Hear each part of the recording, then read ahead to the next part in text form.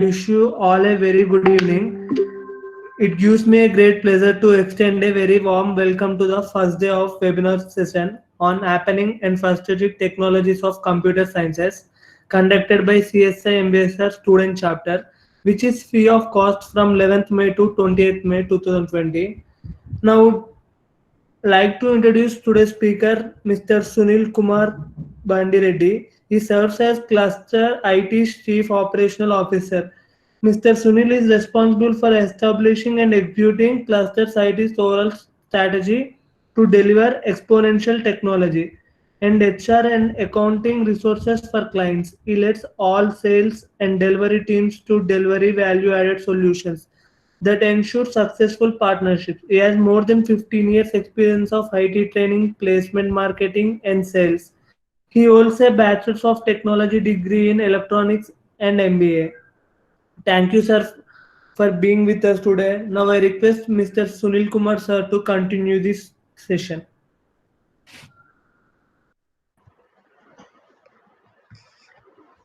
Yeah, thank you, Dheeraj. Can you hear me? Yes, sir.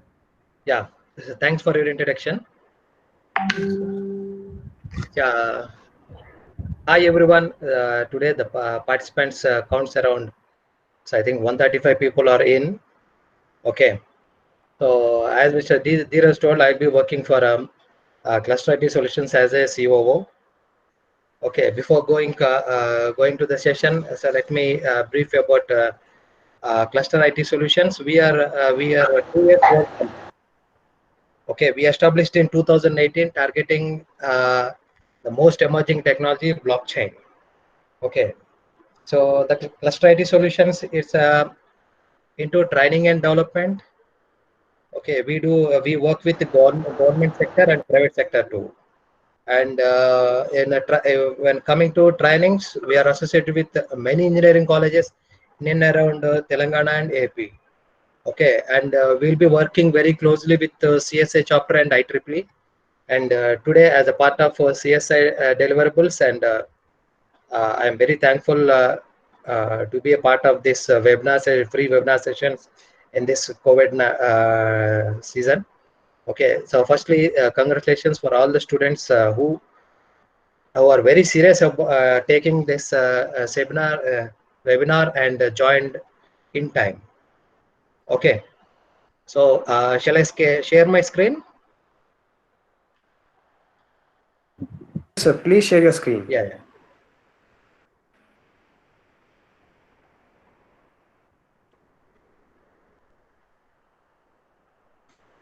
Once again, request everyone to mute their microphones and do not turn your video on or present your screens. Thank you.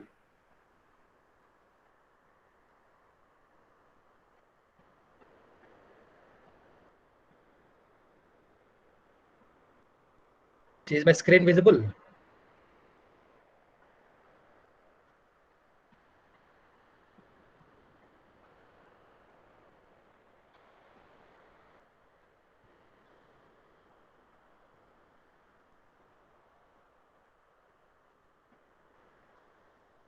Yeah, Dheeraj, can you see my screen? Yes, sir. It is visible. Yes, sir. It's visible, sir.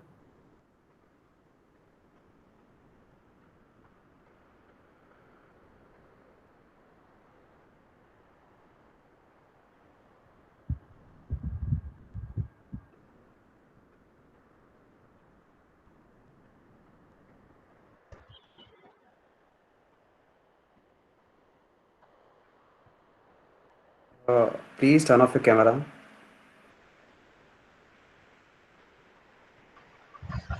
Sunil Kumar sir will be starting the session within a couple of minutes.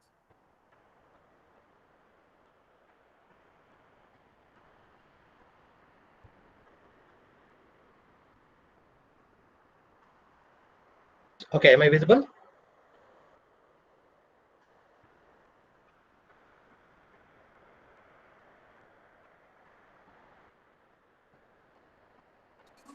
Hello. Yes, sir. Yeah. Sir. So, so before starting the session, even I have few announcements. Like, if you have any questions, I think so you can type it in the chat box. Okay. So definitely, so we will make this session more interactive, because since it's the most emerging one, and most of the people heard about the technology but don't know about the technology. That's why I don't mind to take questions even while going for the in between the presentation too. Okay, so if you have any questions, yeah, you can type it there. If I ask any question, so you just post your answers in a chat box, so that so even I will get a feel like, yeah, you guys are not only joined, and so you are with me only. Okay, so Cluster IT, it's basically headquartered in New Jersey, and we have branches in Hyderabad, Vijayawada, and Karimnagar, and we work very closely with the AP and Telangana governments. Okay, and well, coming to today's technology, it's I speak only about blockchain technology, nothing else. Okay, so so do you guys know, like, what is the industrial revolution currently we are in? Any clue?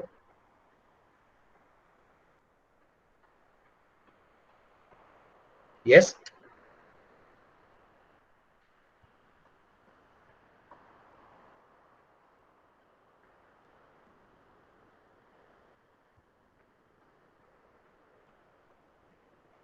Yeah, Industry 4.0. So, so we are in a Industry 4.0. That means already we crossed 3 industrial revolutions. Okay, the very first industrial revolution, it is something like the machines working with the help of steam. That's a very first industrial revolution. Okay, later, after some duration, so the industry is upgraded to work the total industrial machinery on coal. Later, so in the third industrial revolution, the internet came into picture. Okay, so most of the people know about industrial 3.0. Now we are into industrial revolution 4.0. Okay, so even now industry is working on internet only. So what is the new thing introduced in a industry 4.0? Okay, in what way 3.0 is 4.0 and 3.0 is different with each other? Any wild guess?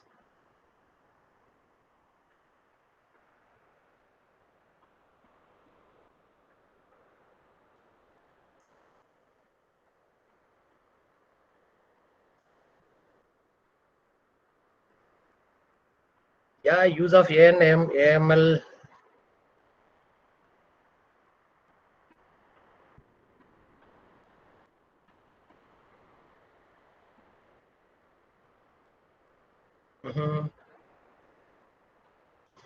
Yeah. So one thing is, like, even industrial revolution 4.0 also will work with internet only. But the thing is, like, the industry is working with internet, but mostly the fuel for this industrial 4.0 is the data. Okay, the total industry revolution 4.0 works with only data. If you have a data, then you will be the part of industrial revolution 4.0. If you don't have a data, yeah, you will be out from the game. Okay, that's how it will be. Even since the industrial revolution 4.0 is working on data, now we heard like AI, ML, IoT, okay, Amazon Web Services, not only Amazon Web Services, any cloud services, these all given a high priority.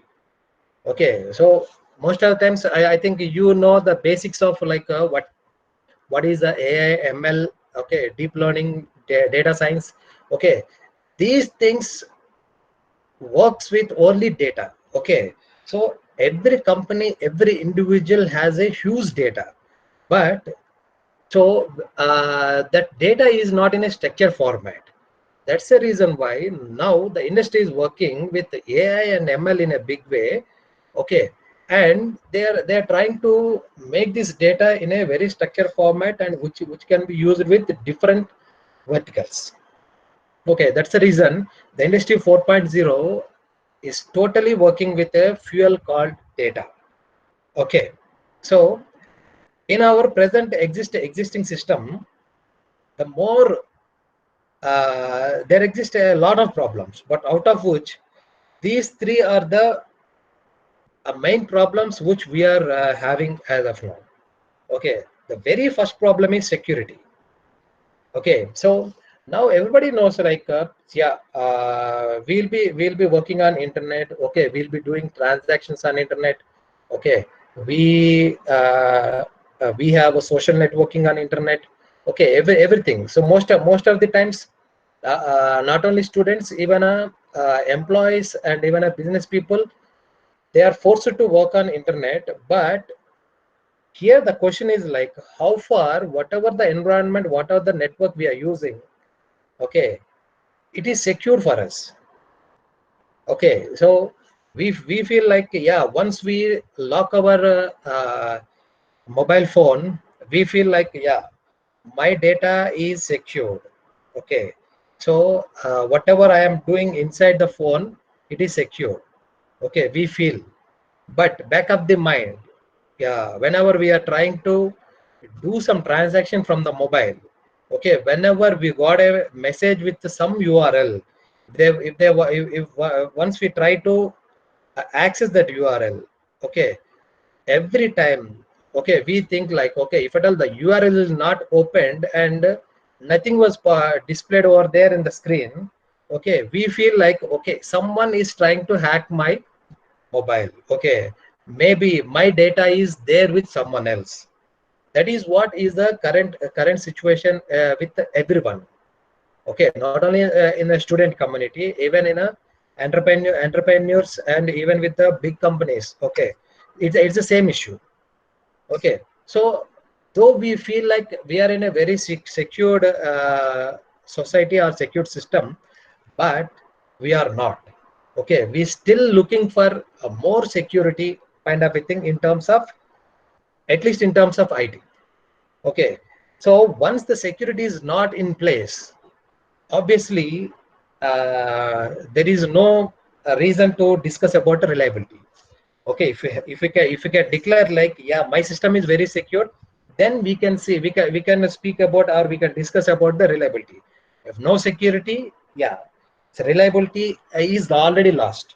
Okay, so scalability also one of the thing, because nowadays the businesses are growing in a very faster way. Okay, now today they are starting with a 1%, and within a short time, by using different marketing techniques, the business is growing in a exponential way. Okay, so even if a business is growing in an exponential way, yeah, scalability also is one of the biggest issue in the current IT industry. Okay, so we will speak about the security, reliability, and all these things, how we are going to overcome. Okay, why I have taken these things is, yeah, definitely if there is some problem, then only the new system, new technology will come into existence. Okay, now today, what are the technology, the blockchain technology we are speaking, that will solve this, at least these three problems which is there in the current industry. Okay, so before going to technology, let's see like some of the things which we already experienced. Okay, so I think everybody knows like what is a centralized network. Okay, this is very much familiar, and it's a very old technology which is used by almost like most of us. Okay, and Sir, very 1 minute. few, very Sorry few to areas. interrupt. Yeah, Sorry to interrupt, sir. Please share your screen, sir. No one, I mean, people are asking to share your PPT slides. They are not able to see. not able to see. No, sir. You're currently on the Google Meet page. Please switch on to presentation. I mean, like Microsoft PowerPoint. Oh. I thought like I am in the same screen.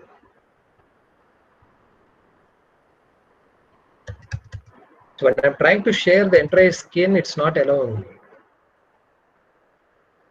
Sir, just click on present now and switch on to Microsoft PowerPoint, sir.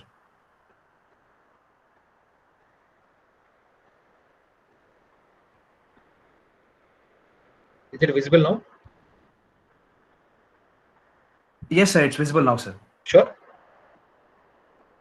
Yes, Yeah. sir. So I thought like Thank you, sir. my screen, I share the same screen. Yeah. Okay. Centralized system. It's a very much familiar with everyone who is there in today's webinar. Okay. And very few organizations are using this centralized network system. Okay. So here we have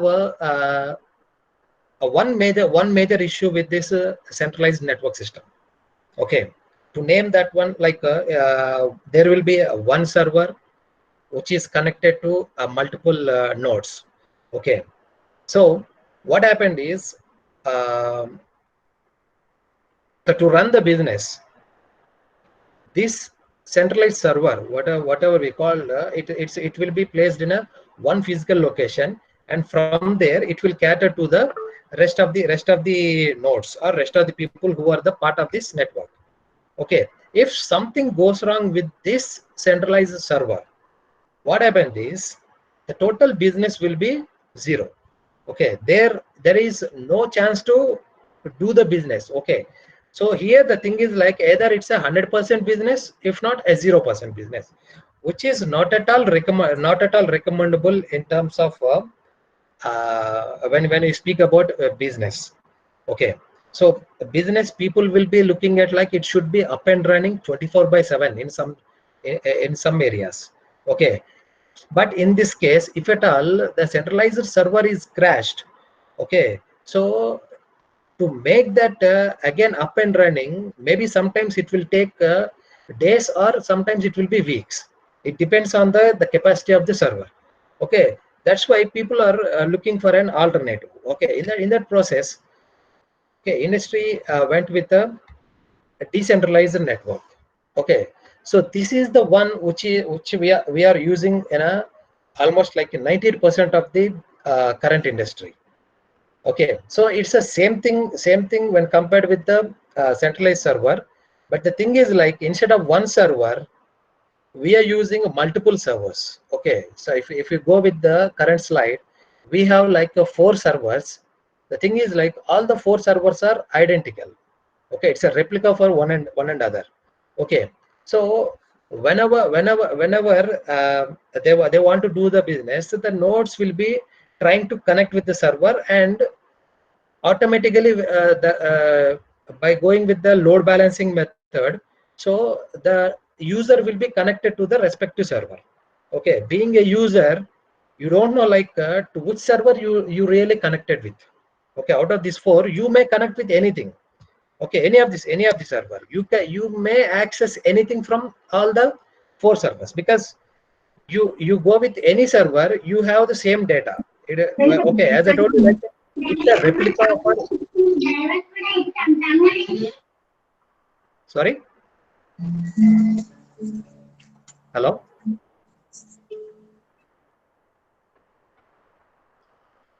I think someone asking question. Sir, I think it was a mistake. You continue, sir. Okay. Okay, as I told you, like it's a replica for one and another, so you can access data from anywhere. Okay, but still, whatever the problems, existing problems, whatever we have listed, all the three problems were there in the even a decentralized network also. It's there with the centralized network, and the same thing carry forward for even a decentralized thing. Okay, so even when we go with the centralized and decentralized, if something goes wrong with the centralized network, the total business will be closed. But whereas when in a decentralized network, if at all one server is crashed, okay, the total business will be transferred to rest of the 3. Let us think there are total 1200 users. Okay, with the load balancing method, what happens is like 300 users will be connected to each server. If a server 1 is crashed, what happens is by default the network will distribute 100 users to the rest of the three servers, and even the user don't know like okay, I have been switched from server 1 to server 2. Okay, that's how the total network will be managed. Okay, so now most of the industries, they will be going with the who are working with the 24/7.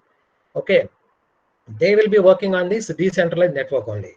Okay, but here we have given 4 servers. Okay, but these servers, 4 servers will be maintained in 4 different geographic locations. Okay, so can you guess like why these servers will be maintained in a different geographic locations? Is there any specific reason, or it should be maintained?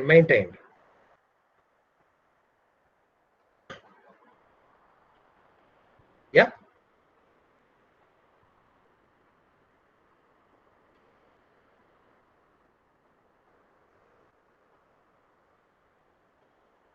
Any answer for that? To distribute the whole network. Yeah, obviously the if at all the 4 servers is in a single place also, it will be distributed. But here my question is like the 4 servers will be maintained in 4 different locations. Okay, one is in India, one is in US, one is in UK, and one is in Australia. Okay, is there any specific reason to maintain like this? Backup? No, to provide more security all over the world.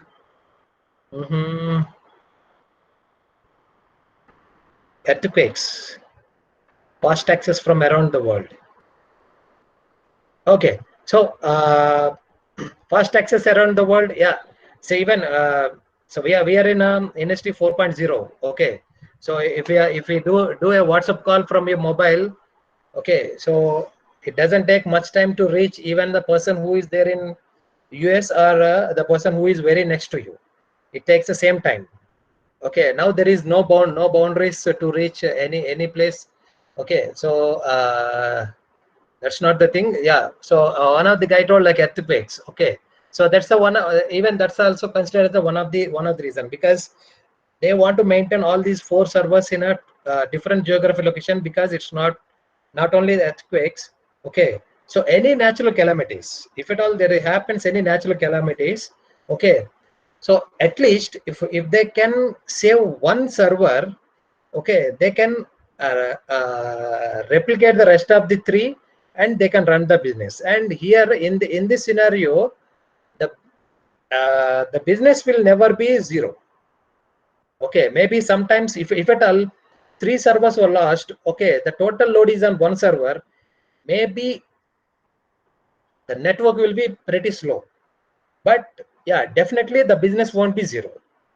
Okay, that's the reason why they will maintain the servers in different geographic locations. Okay, if they can manage to save at least one server, okay, the purpose of going with the decentralized network will be done. Okay, that's a major reason. Okay, so now it comes a distributed network. Okay, here in the distributed network, as you can see, like there is no server. Okay, so in a distributed network, there is no server. Okay, so it doesn't mean like this network doesn't have any server. Okay, so every node will act as a typical user and even a server. Got it? Okay, so here every node is a replica for one another. In a decentralized network, only the 4 servers will be a replica for each and one another. But here, whoever be the part of the network, every node will act as a user and even as a server. Okay, so here what happens is there is no question of going this total business into 0. If the total business need to become a 0, the total network should be collapsed. So every system should be crashed. If at all every system is crashed, then the total network will be down, which is practically not possible. Okay, because the network will be who are the participant of the networks, they will be from different geographic locations. Okay, so if they're obviously if they're in different geographic location, okay, in the previous scenario we went with only four locations, but here if you see like 12 systems are there, If 12 systems are there in 12 geography location, definitely, yeah. So all the 12 systems won't crash in a single point of time. Okay, so this is how the total system is upgrading. Okay, now the industry is working on a decentralized network, and it's going to upgrade on this distributed network. Okay, so even blockchain works on the same model, distributed network only. Sir, sorry to interrupt. Again, we have lost your screen, sir.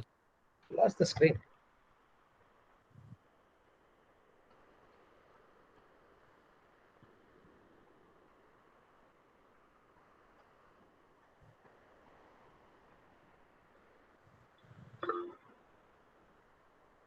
Sir, screen is visible, sir. Yes, sir. Now it's visible. Okay. Make a full screen, sir. Yeah. Thank you, sir. Yeah, how many of you heard about this Satoshi Nakamoto? There anybody who heard about Satoshi Nakamoto? Out of curiosity, I'm asking you.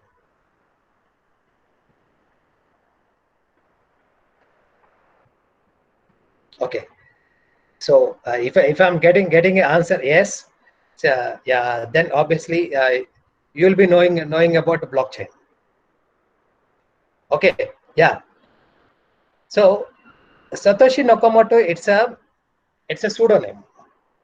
Okay, it's a anonymous. Okay, so why this name came into existence means in the year 2008 there is a white paper which is published on the name of Satoshi Nakamoto. Okay, that's a very first time. Okay, so people heard about this digital currency. Okay, so from there, almost like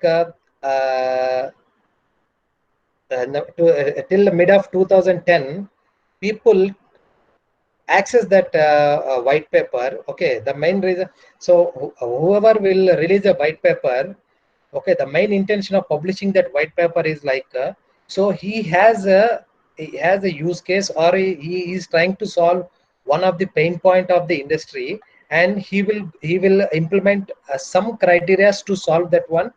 Okay, some technologies, and whatever he try to implement it will be published in a public way, and from there the research people will take it forward, and someone else will enhance it and try to take that forward and build a different technology. But with this white paper, what happened is in 2008 the paper was published, and in the mid of 2010, okay, so the people, the research scholars or PhD guys, totally they stopped working on this white paper. Okay, so they thought like whatever the Satoshi Nakamoto has published, this is something related to only a digital currency, and which is not that much useful for the industry. That's the reason why they stopped working on that, and later, okay, people they have initiated this Bitcoin. Okay, Bitcoin is something which is came into existence from the past 4.5 years. Okay, before that, nobody knows like what is a Bitcoin. And one more thing is like even today, almost 80% of the people know about Bitcoin. The most unfortunate thing is like the people who knows about Bitcoin, they don't know about blockchain. That's the most unfortunate thing with this blockchain technology. People know about the very first product from the technology, but they don't know about the blockchain technology. Okay, it's been almost a decade, but still it's not mature. Okay, so the most powerful technology has not matured even after 10 years of its white paper has been published. Okay, so why we have given a picture without a face? Because here, so there is a name published with Satoshi Nakamoto, but till now, okay, nobody knows like is Satoshi Nakamoto is a single person or a group of people, or it's an organization, Okay, nobody has a clue. That's why the man behind Bitcoin is Satoshi Nakamoto, but without a face. Okay, nobody knows like who exactly is Satoshi Nakamoto even till date. Okay, so what Bitcoin? Yeah, almost like everybody knows that. Okay, by end of in the year 2018 December, almost one Bitcoin it went till almost like $19,800. Okay, $19,800 is the price for a one single Bitcoin. Okay, now it came down. It's trading somewhere between 7 to 8,000. Okay, but the Satoshi Nakamoto, on the name of Satoshi Nakamoto, there are 1 million Bitcoins till date. Okay, there are 1 million Bitcoins in his account, but till now nobody claimed even a single Bitcoin.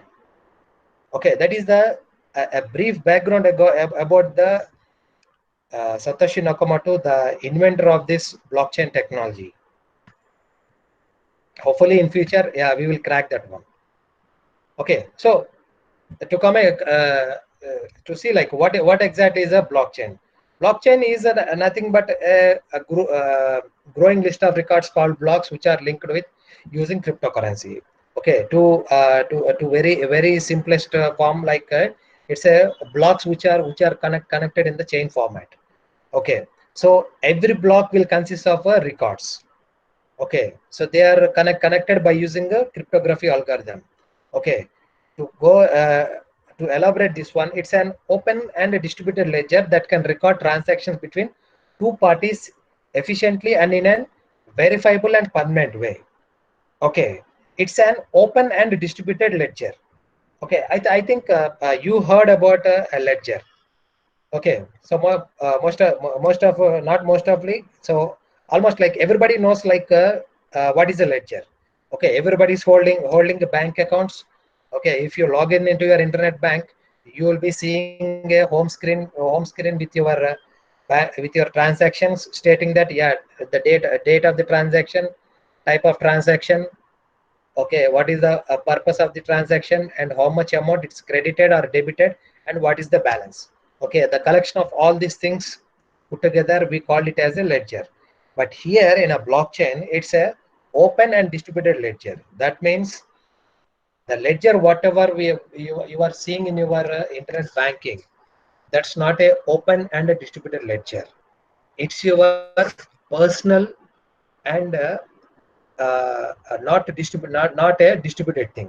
That means your ledger is there with you only. No one else can see your transactions. But in blockchain, it's going to be a open and a distributed ledger that can record transactions between two parties, that too efficiently and in a verifiable and permanent way. Okay, verifiable and permanent way. Okay, so as we discussed about this Bitcoin, it's been almost like 4 years plus. Okay, so Bitcoin, it's running on a blockchain network. Okay, so almost like there are lakhs of people who are part of this network, and millions of transactions are happening. Okay, so as I told you, like the founder or the key person of this Bitcoin, he himself is holding 1 million Bitcoins. Means you can see like how much transactions is happening in the total Bitcoin network. Okay, but out of these 4 years, okay, no disputes were happen in this Bitcoin network. Okay, so if there is no dispute, what's the fun in that? Because yeah, definitely if there is no disputes, yeah, we need to discuss about that. Because for a Bitcoin, there is no bank in between, and there is no governing body, and no one is maintaining that network. Okay, it's a totally, we discussed about this distributed network, right? In the same way, whoever is the part of this network, everyone can see the transactions of everybody's. Okay, so if today we are around 150 plus people. Okay, if 150 people are there in a blockchain network, okay, so if I add your banking accounts to this blockchain network, everybody can see everybody's transactions. Okay, because Sir, it's a, sorry for interruption. yeah. Many people are asking their questions in the comment section. Please check that, sir. Okay, okay. You switch the screen.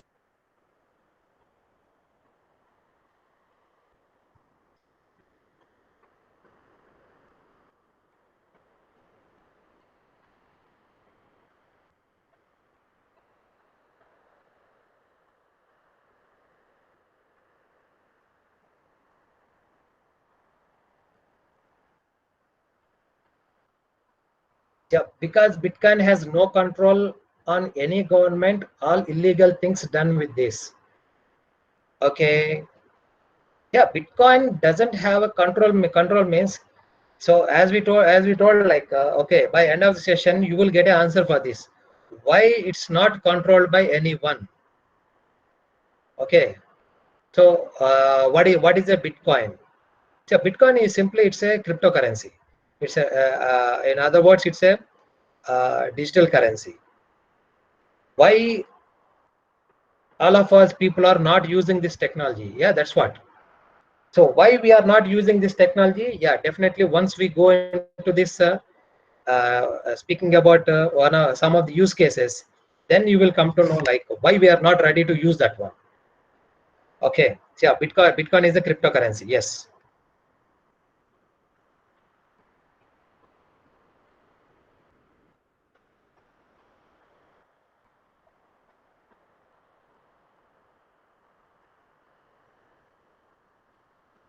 So why Bitcoin is very high in Indian currency? Because obviously because so Bitcoin it will be in a US dollars.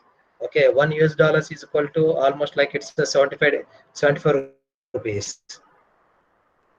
Okay, so once even if you go with pricing, even in US currency also it's a huge thing.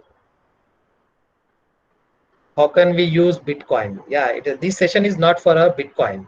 Basically, now we are here to go with uh, a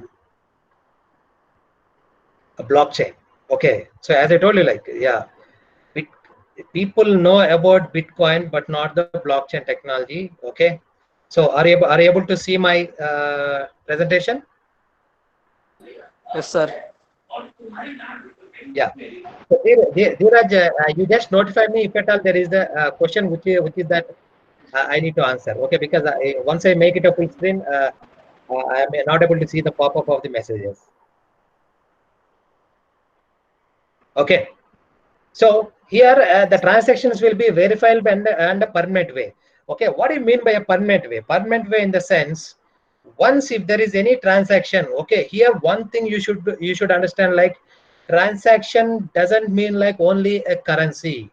Okay, if at all the blockchain network is blockchain technology is implemented on your Facebook account, okay, whenever you send a friend request, even that's also considered as one of the transaction. Whenever you put a message, even that's also a one of the transaction. Whenever you try to share some video, it's also transaction. Okay, so if it is linked with your bank accounts, if you are transferring your amount, yeah, it's a transaction. So whatever activities happen in a blockchain network, it's termed as a transaction. Transaction is not for only a currency. Okay, it's not meant for only currency. Anything happen within the network will be termed as a transaction, and it will be in a open and distributed form. Okay, how it can be a permanent way? Once any transaction is okay made into a block and linked with the cryptography, by using cryptography, once it is hashed, that will be there forever. Okay, the technology itself doesn't have edit and delete option. Okay, so try to understand this one. The technology itself doesn't have edit and delete option. Okay, so what is the problem if I don't have a edit and delete option? And what if the technology doesn't have this edit and delete option? Okay, these two questions will be answered. Okay, so if at all there is a no edit and delete option. Okay, so let us see, like, so I have a bank account on my name. Okay, my name spells like SUNIL. Okay, due to some human error, if at all my name, okay, it's saved as SUNEEL. Okay, so I told you already, like, there is no edit and delete option. If there is no edit and delete option, okay, what should be done? So I need to lose whatever the money I am holding in that bank account, or will there be any other option? Yeah, there is no edit and delete option in the total blockchain technology itself. So is that a good thing to go, or we need to do some changes in this?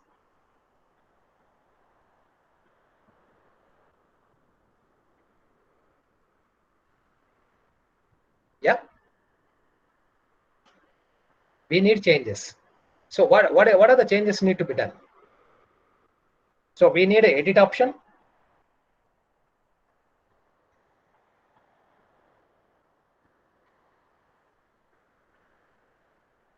So you don't want a delete option?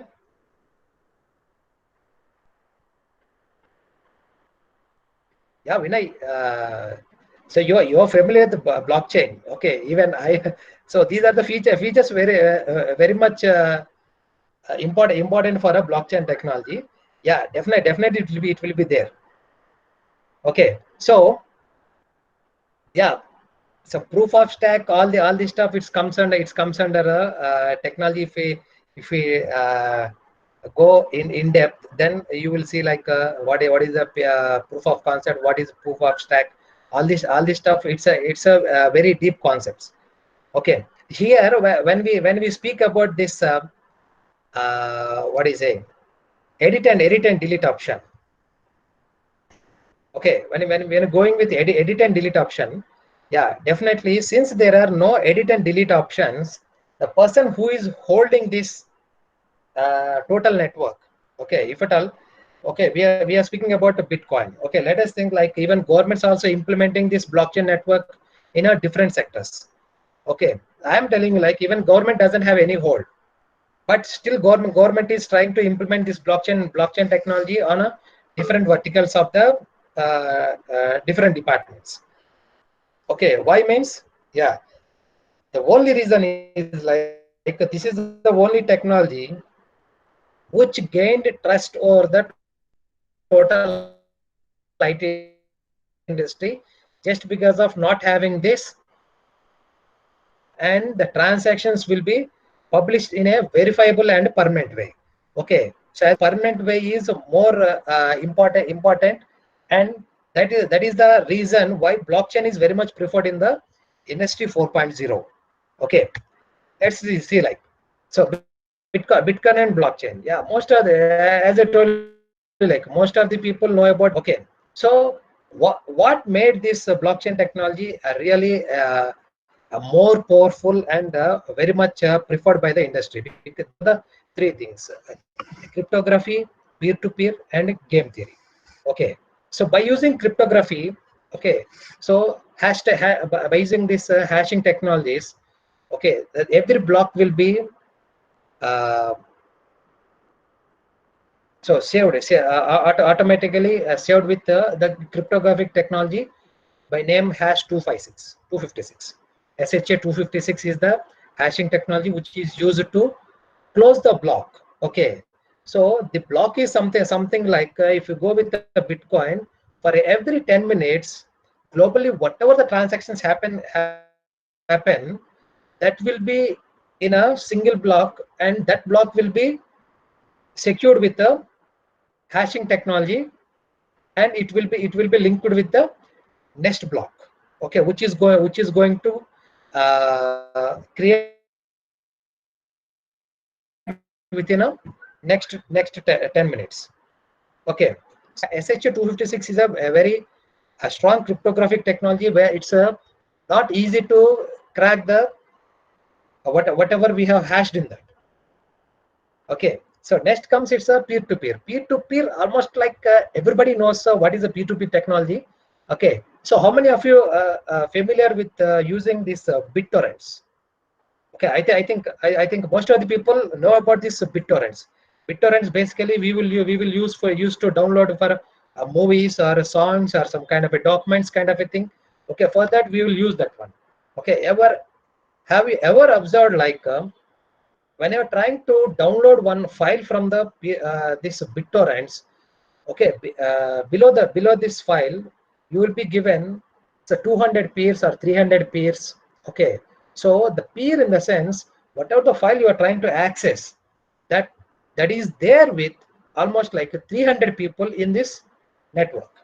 Okay, when you are trying to access that file, you may get it from any one of these nodes. Okay, but not sure like from where you got that file. Okay, so nobody knows like out of these 300 people from where you got that file. Okay, then in peer-to-peer, if you go with the BitTorrents itself, till that time you download and you open that one, you are not assured like whatever you are trying to download and whatever is downloaded in your system are one and the same. Nobody can assure that one. Sometimes if you are trying to download one software and it may end up as a virus. Okay, so that's how. But the thing is like whatever the technology is, peer-to-peer, how it really works, it's a distributed network. Okay, even in BitTorrents there won't be there is no centralized servers. There is no servers at all. Okay, people who are participants of that network, BitTorrent network, okay, they will have the files and from there people will access it. Okay, next comes it's a game theory. Okay, so everybody knows the game theory, but if I ask you like what is a game theory, yeah, maybe you may not answer that one, because it is not something like published in a books or somewhere else. Okay, game theory is something like whoever try to play a game, the main theory behind playing a game is to win the game. That's it. Okay, that is what is the game theory. How we are going to win, that depends on an individual. Okay, so whoever will be participants of the game, okay, ultimately they want to win the game. Okay, either they follow the rules or they break the rules, but their main aim is to win the game. That is what is a game theory.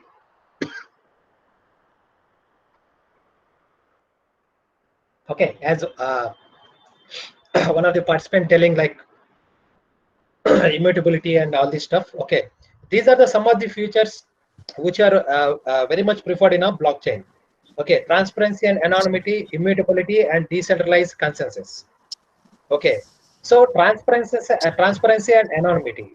What does it mean? As I told you, like if at all the total participant of this webinar, if I make you to add all your bank accounts in a Bitcoin blockchain network, okay, everybody can see everybody's transactions. But how many of you are ready to put your transactions in a more public way and a transparent way, and which is in a distributed format? Okay, but yeah, not only you guys, even I am also not ready to put my transactions in a more transparent way.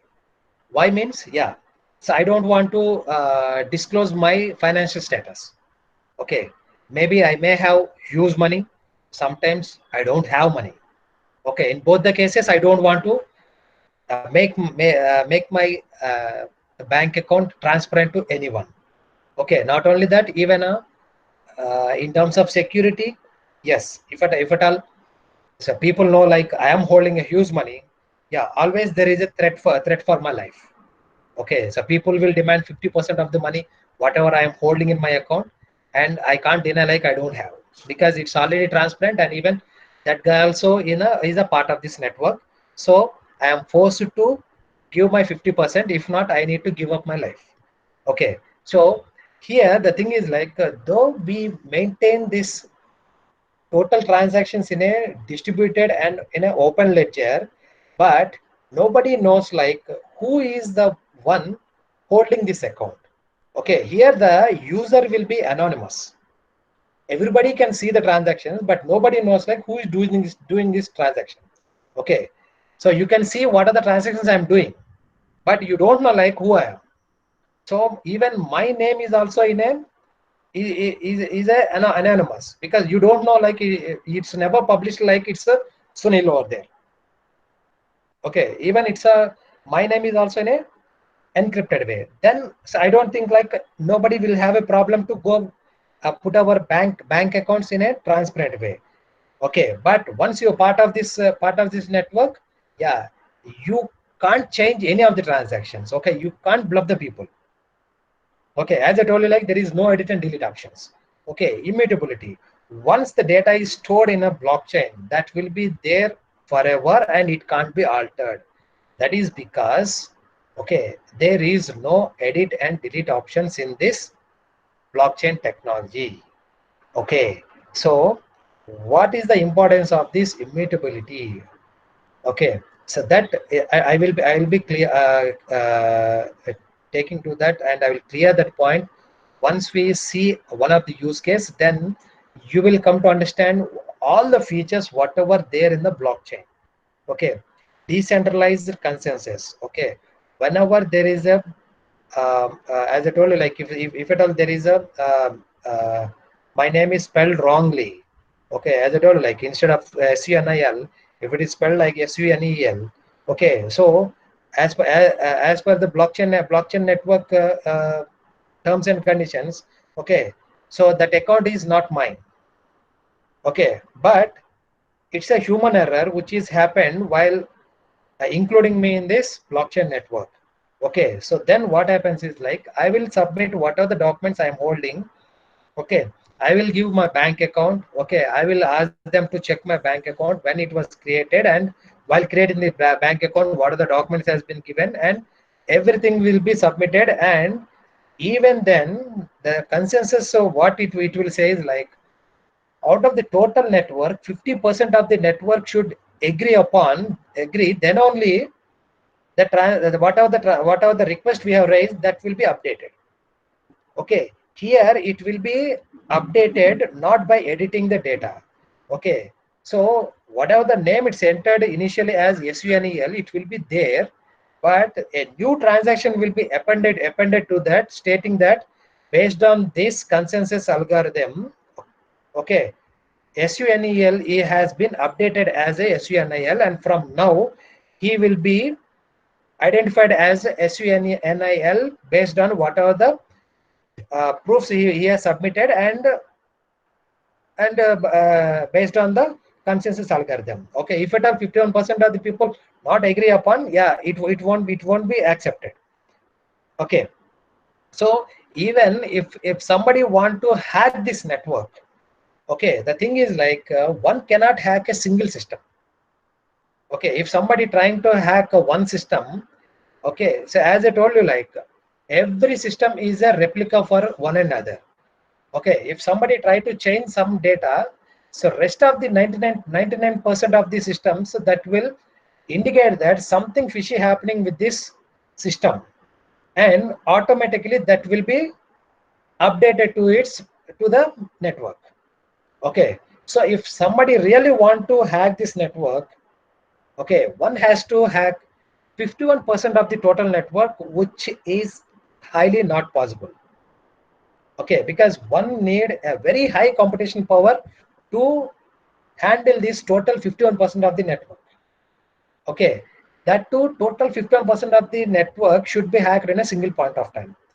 Okay, that's why the blockchain, as I told you, like since from past 4 years, the total network is happening without any governing body and without any bank. Only the participants are running this network. Okay, no one is taking responsibility, but participants they don't mind to invest the money, they don't mind to buy the bitcoins. Okay, as I told you, like if at all it's a $19,800 in a 2018. Okay, you can see like how much money has been transactions has been happened. Okay, so such a huge transaction has been happened, but till now there is no single dispute in a Bitcoin network. Okay. So when we speak about the different types of blockchain network, there are mainly like a public, private, and consortium. Okay, what is a public blockchain? Public blockchain is nothing but a blockchain which is similar to Bitcoin. Okay, why it is termed as a public blockchain? Public blockchain, something like Bitcoin. Yeah, everyone can join the network from anywhere. Okay, there is no boundaries, no boundaries to join that network. So you so you can be anywhere in this world, and you can be the part of this network. But when it's coming to private blockchain, yeah, definitely it's a permission blockchain. So you need to be given permission. Okay, to better understand, like to join a Facebook, yeah, you can join from anywhere. But if somebody want to be a friend of in my friend list, yeah, you have to send a request. If I accept it, then only you will be in my friend request. But it's not exactly, but to understand, okay, it's an example. But yeah, even for a private blog, if you go with Facebook, yeah, even if you're not a friend in my friend list, I can see you. But in a private blockchain, yeah, if you are not part of the private blockchain, you can't access that network. Okay, you can't see anything out there. Even you don't know, like, there is a blockchain exists with that name. Okay, consortium is something like it's a combination of both public and private blockchain. Okay, if you go with some of the implementations within the India, almost like 50% of the states, they have implemented blockchain. Okay, this is something we are discussing in a government sector. Okay, so this technology is very much governments are showing very much interested, because they want to gain some, because now in a government sectors, they totally lost the trust in the public. Okay, that's why, to gain some trust in the public, so even to gain some trust in a government sector, so governments are showing very much interested to implement this one. Okay, almost like 50% of the states has been implemented in different use cases. Okay, out of which the top 3 use cases are like a land registry, farm insurance, and digital certificates. Okay, if you go with Telangana, there are like land registry, chit funds, microfinance, digital education. If you go with AP, it's like a blockchain database, cybersecurity, governance, healthcare, land registry, and vehicle title registration.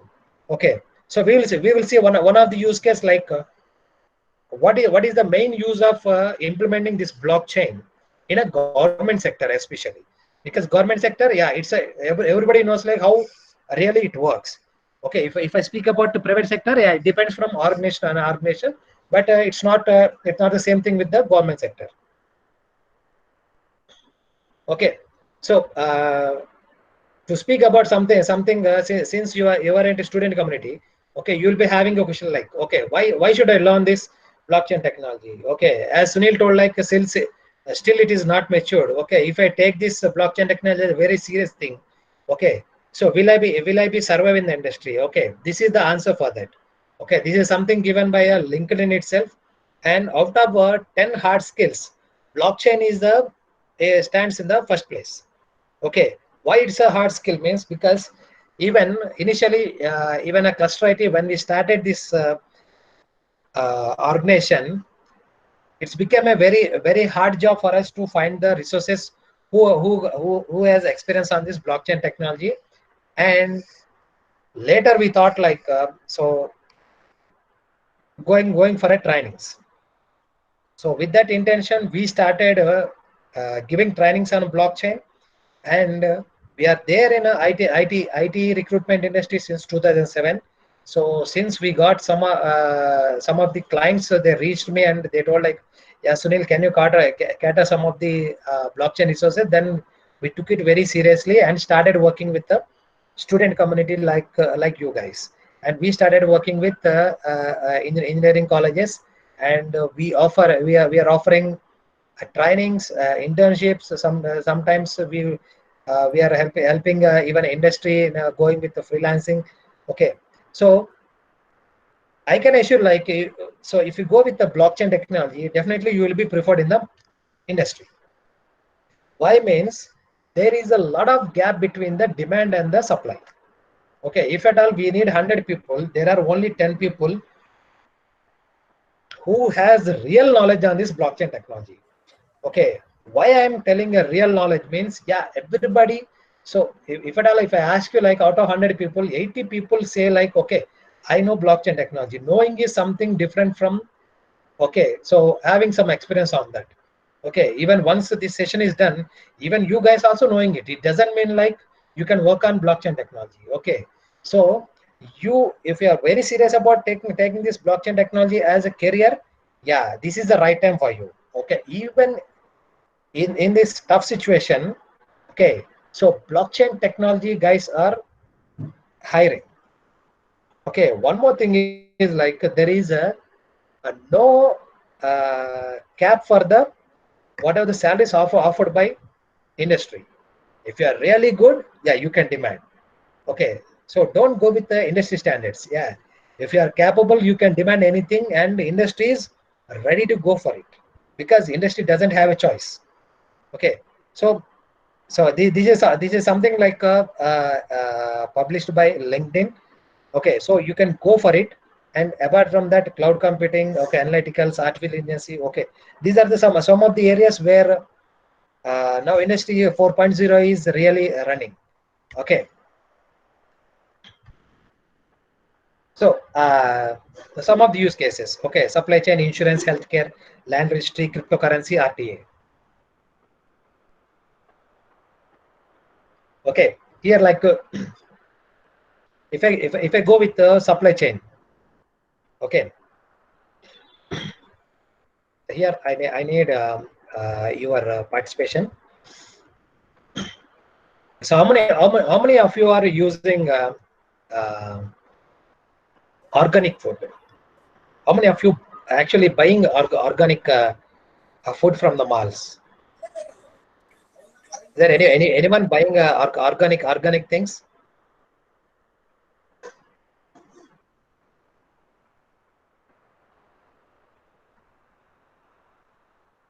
Yeah, very less. Okay, someone. Okay, so but so okay, let's forget about buying organic things. Okay, so have you seen this organic food counters in malls like Big Bazaar, Hyderabad Central, okay, even D-Mart, everywhere, wherever you go, you find a separate counters for organic things. Okay, so here the thing is like whenever you are buying this organic food, do you feel they are really organic? Can you publish like, can you promote the same thing? Yeah, it's really organic. Yeah, so Vikram, I think you will be using organic products, right? So, let us think like I will go to mall and I will try to buy a bananas from the organic counter. Okay, if I say like one banana, it costs 10 rupees when I go with organic, and it will be 2 rupees when I'm going with the inorganic. Okay, so every time whenever I will go for it, the back of mind, I always doubt like, is it really organic or not? Okay, is it really organic or not? That's a one question that will be there always back of my mind. Okay, because we don't know like how it was grown. Okay, only by seeing that tag. Okay, I personally feel like, okay, if I go with inorganic, that will be 100% useless, whereas if I spend 8 rupees more, at least it will be 30% useful for me, not more than that. Okay, that's the only thing which will force me to go with the organic thing. Okay, but though we know like it's not 100%, we can't assure, but still we are trying to go for it because we don't have an option. Okay, always we feel like something is always better than nothing. Okay, so here when we go with the supply chain use case, okay, if I take this same organic thing as a one of the use case for the supply chain.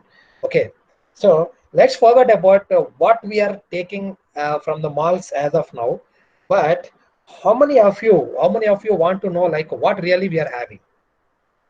Okay, so everyone want to know like what really we are having. Okay, everyone. Okay, everybody want to know like what really we are having. Okay, we are not sure like whatever the milk packet which reached our doorsteps in the morning. Okay, we are not sure like it's a same brand or it's a milk or not even. Okay, it's a time for us to doubt everything. Okay, whatever the oil we are using, that's really oil. If not, what is that? Okay, what, if we are using sugar, yeah, if it is really sugar or it's something else, because sugar doesn't taste sugar, taste sweet. Okay, salt it doesn't taste salty. Okay, I don't know like why people are manufacturing such products. Okay, so the thing is like now everybody want to know like what really we are getting from the market. Okay, so we want to insist. Okay, what from where the product whatever we are using it's came from. Okay, but even if you ask the seller, he will go with the brand name. Yeah, it's from XYZ organic company, and it's very famous. Even that person who is taking that name, he doesn't know like where exactly the farm is. Okay, how they will grow that one. Okay, if you go with the supply chain in a blockchain technology, the thing what happens is like when you're trying to buy one banana, okay, you will be given a QR code where you can scan the QR code. The QR code will tell you like from where the seed has been came. Okay, from where the seed has been taken and what kind of soil it has grown and who is the farmer. From there, who is the buyer, and it reached which warehouse and how it reached here. The total supply chain will be there. If at all the supply chain is not given a proper way, then that itself will says like, yeah, you can't trust that one, because if at all the supply chain is break, okay, it's broken somewhere. So obviously when you try to scan it, it won't reach till the place where you are buying this one.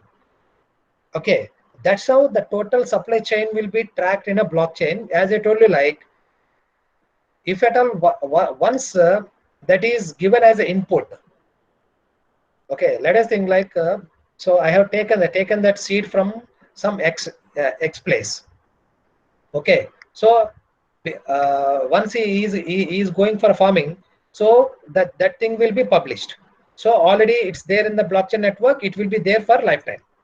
Okay, so once the farming is started, even the farmer details will be published, and what is the type of the soil that will be published.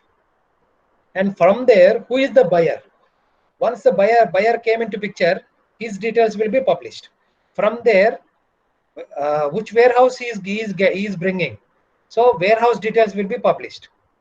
Okay, so if at all they try to tamper that one, obviously the total supply chain will be broken. And wherever the chain is broken, then it will be very easy to access that. Okay, so the, let us think like the warehouse guy is trying to tamper that one and try to add duplicate products. Okay, which is not a genuine one. Then we will know like when we're trying to scan the QR code, you don't get any information regarding that product, because it is not there in the supply chain. Okay, so by using this supply chain use case, the total counterfeit will be eliminated. There won't be any counterfeit. Okay, this is ideal for all the industries. not only for a not only for a food industry, even for a iron industry also. Okay, even there is a many issues in terms of quality of the iron, whatever we are using for constructions. Okay, so whatever industry you name it, every industry has their own supply chain. In all the supply chains, this is the very much preferred use case in terms of blockchain technology. Okay, let us think like, so to understand better. So let's go with the land registry. Okay, land registry is one of the use case which is implemented by Telangana government too. Okay, here in land registry, what happens is, um, let us think. So me and my brother, we have 5 acres of land in Gachibowli. Okay, so it's like 2.5 acres for me and 2.5 acres for my brother, and I sold out my total 2.5 acres once I got my share, and so I went for a independent house. Okay, my brother, he stays in US, and he left that 2.5 acres in Gachibowli, and he never thought of selling that one, because so he is earning well there, and he is counting on that. So 2.5 acres. So initially it's a 10 lakhs per acre, and now it's a almost close to 20 crores per acre. Okay. So recently he thought like, okay, since it's a 20 crores, almost like 50 crores is what my land will cost, and so he came all the way from US, and we got a very good party, and so we sold it for 55 crores. Okay. So even the land rate is 50, so we got 5 crores more, and we went for a registration. Okay, in registration office, once we are there in front of the registrar, the registrar told us, yeah, Mr. Anil, so who are you? Okay, he heard a question from the registrar office, who are you to register this land on someone else? So it's a surprising for us, and registrar told like, it's not on your name. So we got very much disappointed, and we came out, and we tried to see like the total history of the um so we try to identify the who is the landowner currently. Okay, it's on somebody's name, and even we never heard that name.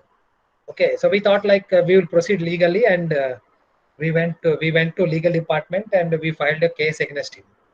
Okay, so once we filed the case against him, then there we got a judgment stating that, yeah, Mr. Anil and Sunil, uh, so you guys are playing with the precious time of the court.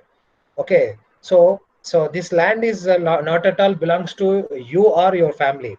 Okay, there is no footprint of your total family. Okay, then how can you claim that this is something belongs to you? Okay, so there are many incidents happen with respect to this land registrations. Okay, so this is the one of the example, but really I don't have any siblings. Okay, so I don't have any brother. Okay, so if at all there is a person who can demand, can change the life history of the land records. Okay, that's something which is there in a very regular way. But if at all the same thing, the land records were there in a blockchain network. Okay, if at all the president of India want to get that land, okay, he never try that one, because as I told you, like, if at all there is a transaction happened, okay, there is no process of editing it. Okay, so the land is there on the name of Anil, and now it's changed on the name of some XYZ. Okay, so the new name will be appended, and the previous name will be there in the network. Then we can have then if we approach legally, okay, so then we can get that land back. Okay, because it's totally belongs to our family. There should be some proof like, okay, we are claiming like we never done this transaction, and they have to show a proof like, okay, they have given a money for us. Okay, we have done, we have given a documents, all this stuff they need to show us.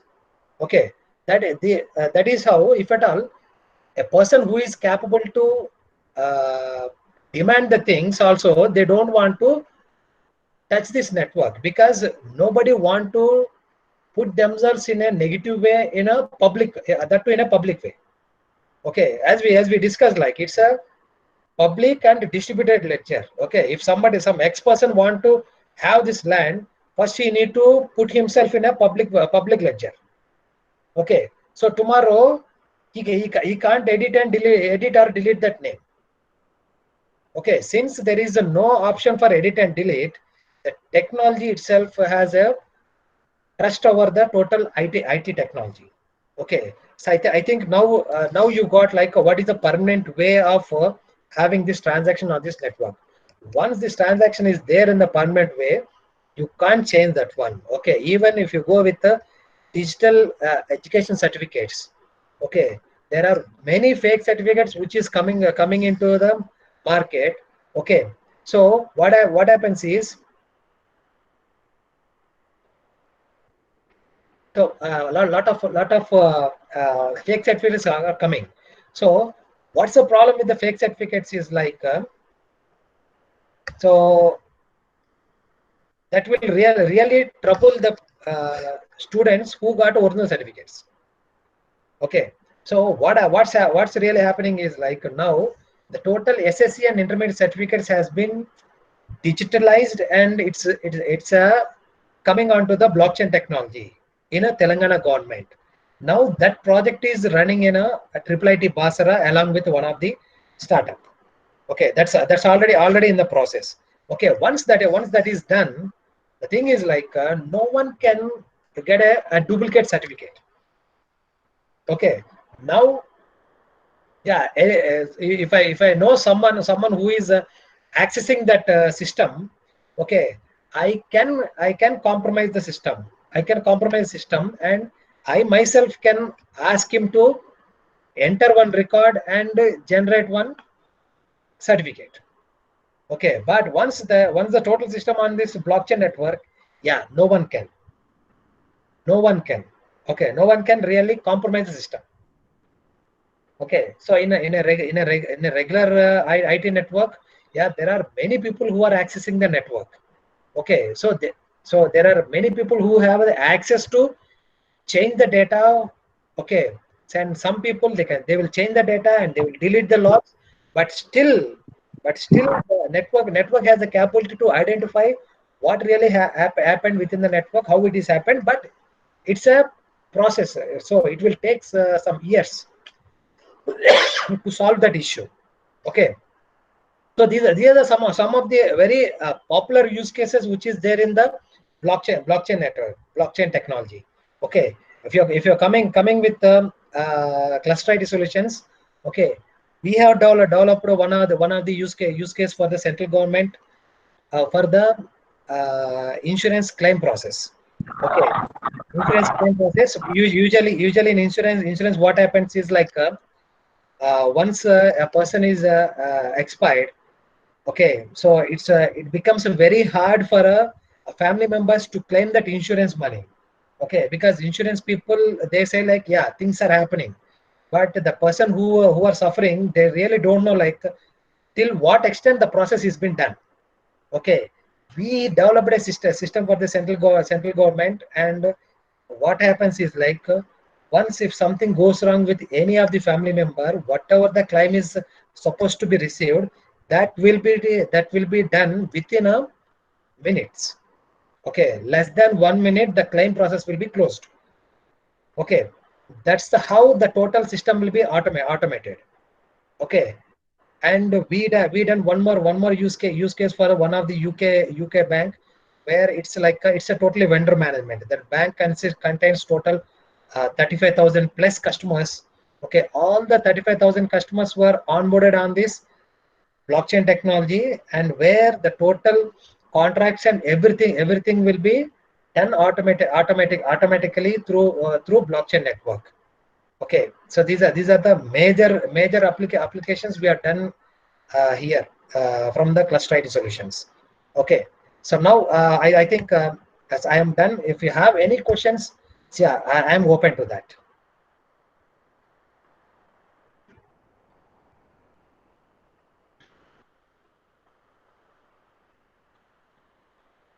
Even if you guys can allow them to speak also, yeah, I don't have any issue. Yeah, you can unmute yourself and ask the questions. Guys, mute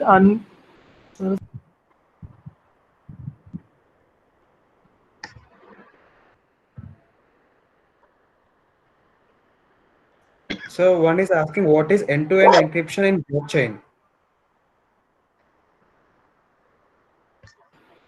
SH256 is a cryptography. By using cryptography, it will be encrypted. Okay, sir. Okay, even sometimes it will be like FIGhtWall, but it will be like a SHA.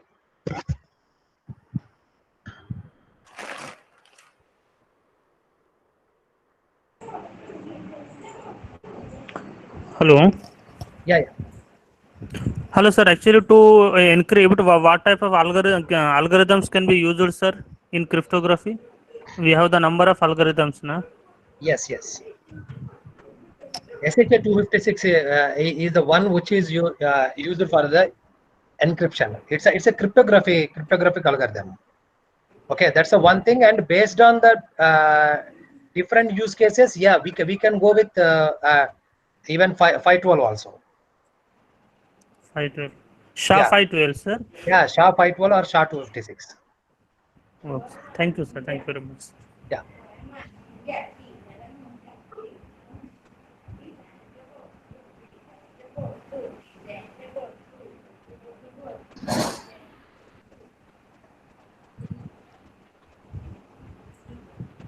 A land problem is Land asking whether we can digitalize the documents on the land. already issued document. The example here. issue document. Yeah. So if it is a issued document, it's even technology can't do anything, no man.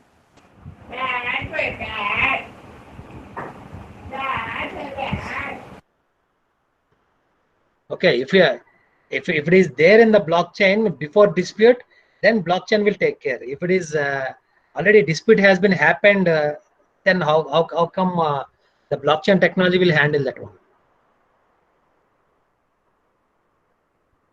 I think you got my point, Uma. Yeah. I think we have five more minutes, so I'm open for the questions. Yeah.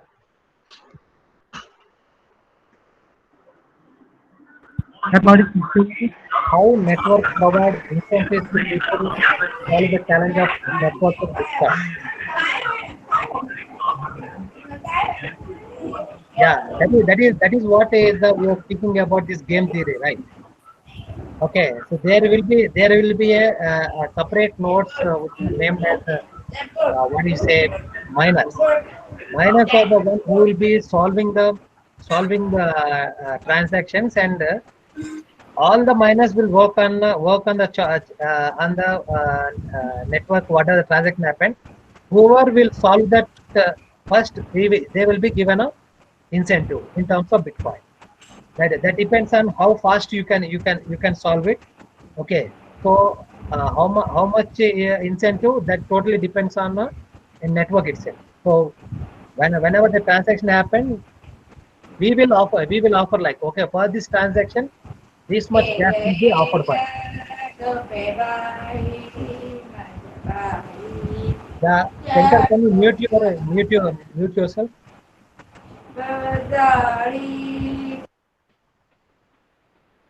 Yeah.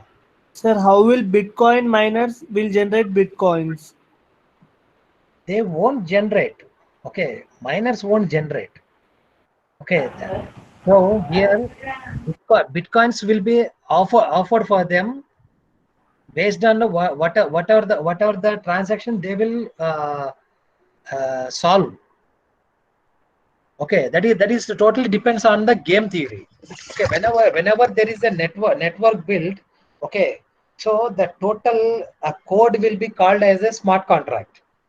Okay, there will be smart contracts. When going for a smart contract, there will be some rules and regulations which comes under consensus, and based on this consensus, okay, even the incentives will also be depends.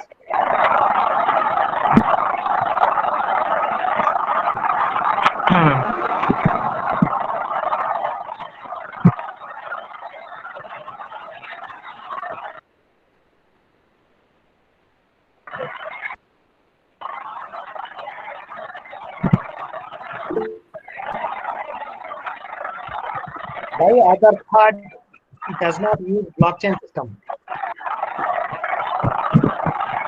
So one thing, Mohammed, because I am not representing central government. Okay, there are many use cases where really the blockchain is required. Okay, now since the government is started implementing this one, and the blockchain community is pretty much happy. Like, okay, at least forgot, because private sector you just forgot about it, because being a one of the private player, yeah, we have all the right to go with any use case. But government is something like that there should be some policy. Okay, based on the policy, they will go with the projects.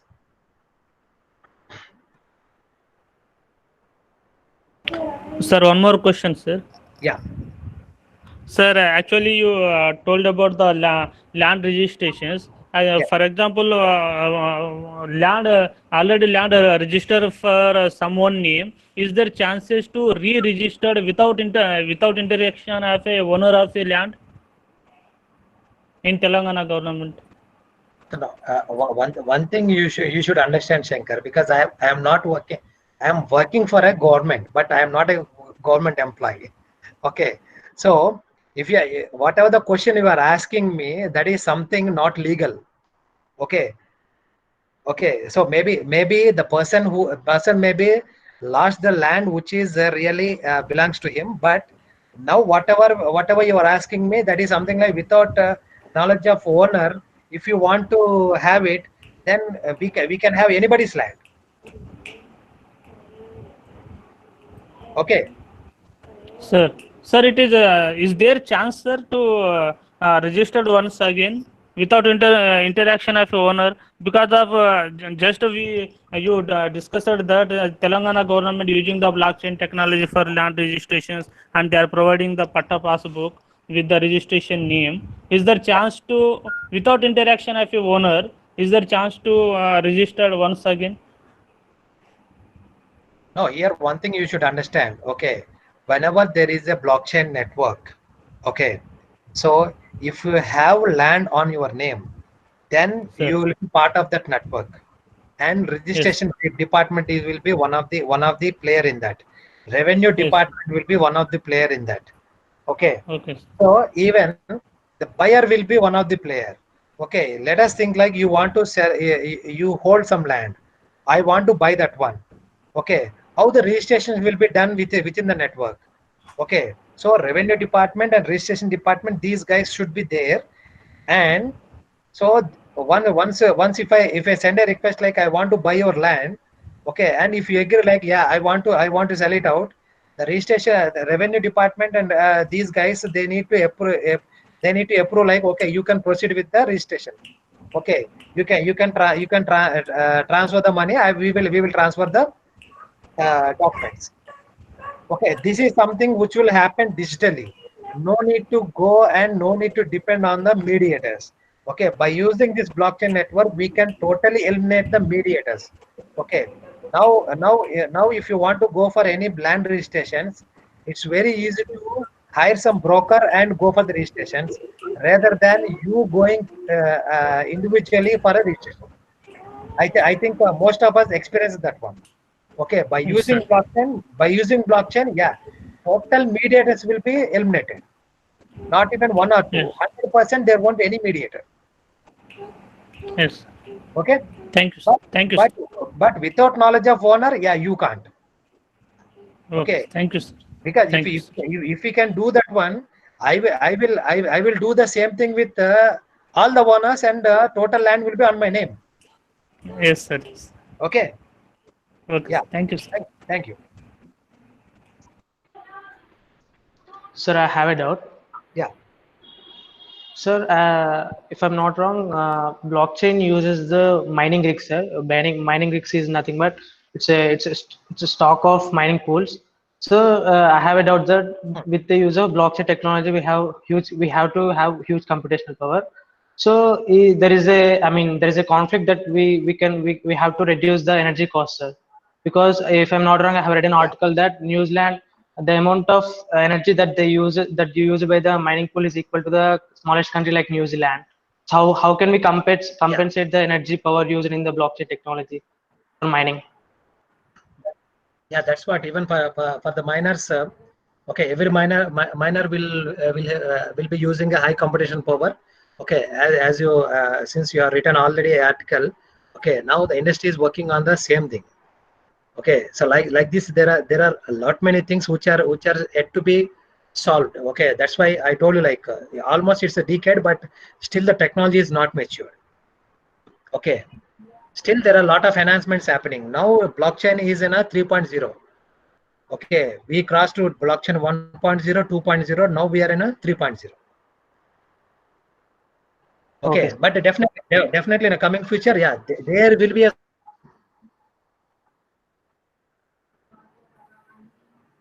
That's a very good question, Navin. Thank you, sir. Yeah. So, Dheeraj, shall we wind up or any questions? Sir, one more question, sir. Yes, sir. Thank you for your session. On behalf of CSI MBA, sir, I Harshit, student convener. Thank you, Sunil, sir, for taking your time to present this webinar on blockchain. It is very helpful for all the students who are interested in doing projects in blockchain. Yeah. It was good for our webinar series, which is going to be continued till 20th of May on various technologies. I also thank all the participants for showing your interest to learn new technologies. Thank you, one and all. And thank you, Sunil sir, once again. It has been a wonderful session. You have been telling us all our participants what sort of way people are using blockchain and where we can use blockchain to reduce the frauds. And it was very useful, one, sir. Thank you.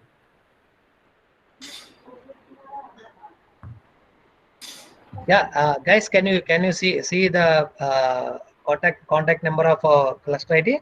Yeah, yes, sir. It's Yeah, visible. if you're looking for any kind of if you have any requirement on blockchain technology or any of the emerging technologies, yeah, you can reach us. Okay, sir. Okay, you can shoot a mail. Sure, If not, you can ping on our WhatsApp number. Okay. Yes, and I request all the Thank you, sir. participants. You will be getting a mail or feedback form. I request everyone to fill up that one.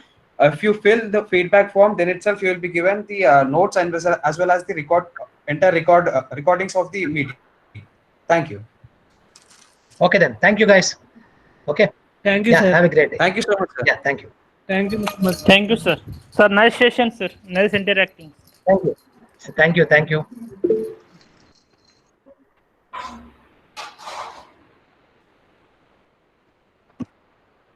Huh?